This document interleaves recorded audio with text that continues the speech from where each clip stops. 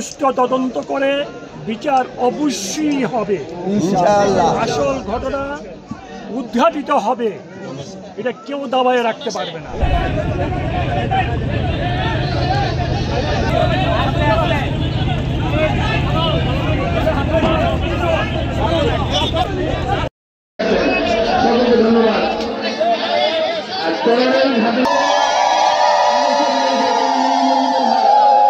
সুষ্ঠু তদন্ত করে বিচার অবশ্যই হবে, ইনশাআল্লাহ। আসল ঘটনা উদ্ঘাটিত হবে, এটা কেউ দাবায় রাখতে পারবে না। এই ঘটনাকে বিএনপির উপরে চাপানোর জন্যে মুরাদনগর থানার ওসি এক সাংবাদিক, আওয়ামী লীগের সাংবাদিককে নিয়ে আসছিল। এই সাংবাদিক তার ভাষ্যে বলেছিল বিএনপির নেতারা এই কাজ করেছে, মানে তারা বিএনপিকে দোষারোপ করার জন্য একটা পরিকল্পনা করেছিল। মুরাদনগরে কিন্তু আমাদের দেশ স্বাধীন হওয়ার পরে আওয়ামী লীগের সন্ত্রাসীরা কেউ ছিল না।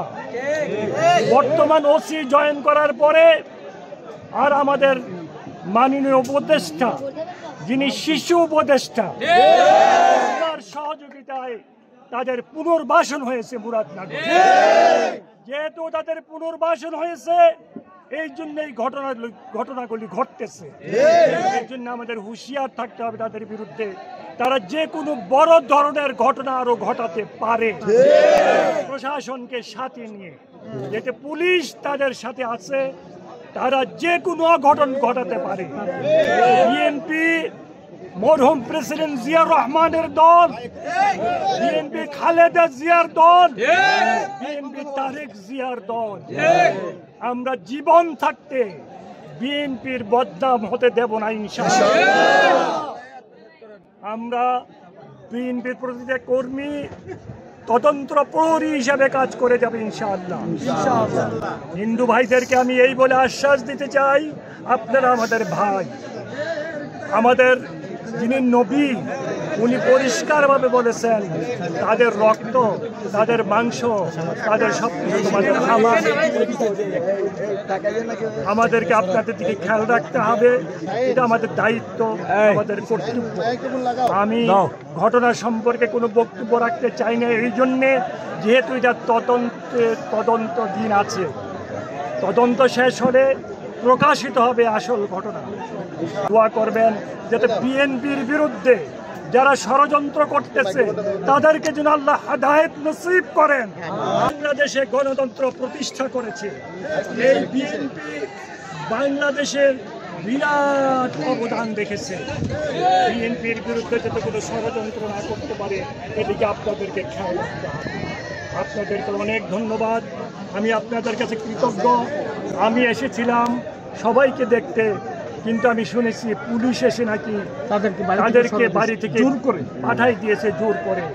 কেন পুলিশের এই ভূমিকা আমি জানতে চাই। কি চায় মুরাদনগরের পুলিশ? কি বিএনপির বিরুদ্ধে ষড়যন্ত্র করে কামিয়াবি হতে পারবে? পারবে না, পারবে না। পুলিশ সুপার একজন যেদিন উনি জয়েন করেছেন কুমিল্লাতে, তারপর থেকে আরম্ভ হয়েছে সমস্ত ষড়যন্ত্র। আপনাদেরকে হুঁশিয়ার থাকতে হবে, সাবধান থাকতে হবে। আপনাদেরকে অনেক অনেক ধন্যবাদ, আপনাদেরকে অনেক অনেক ধন্যবাদ। দাদা উনি কিছু বলতে চান?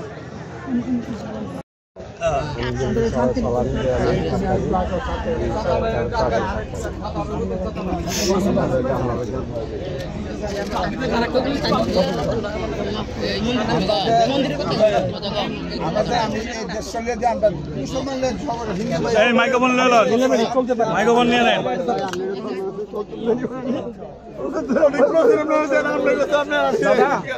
দাদা একটু মোবাইল, তাদের একটা গাছলা নাই দাদা, এই নদীর মধ্যে আচ্ছা, ঘাটলার ব্যবস্থা করে দেবো।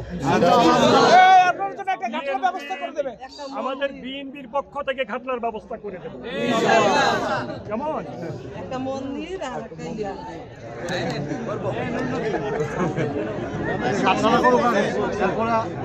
গাছলাটা হোক, গাছলাটা হওয়ার পরে মন্দিরের ব্যবস্থা।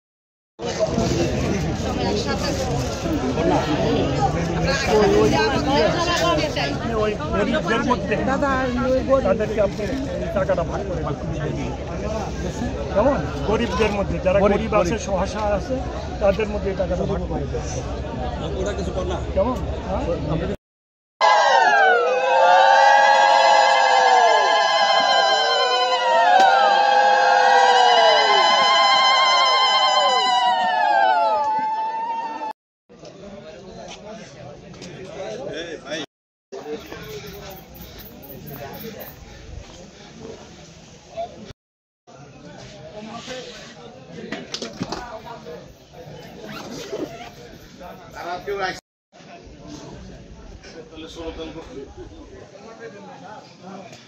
For more updates, follow us on Facebook, subscribe our YouTube channel, get the latest update on www.daily-sun.com.